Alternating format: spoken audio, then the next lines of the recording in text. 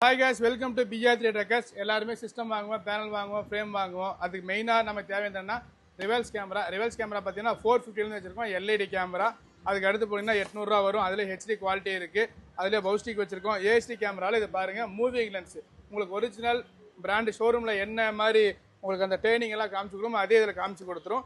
அதில் வந்து மூவிங்லேயே ஃபிஷல் லென்ஸ் வச்சிருக்கோம். நெக்ஸ்ட் பார்த்தீங்கன்னா டிவிஆர் வண்டி இப்போ ரொம்ப இம்பார்ட்டன்ட் சேஃப்டி பர்பஸ்க்காக ஸ்டார்டிங் ப்ரைஸ் 2800 இருக்குங்க. இது 3500 இதில் பார்த்தீங்கன்னா மானிட்டர் மாடுது.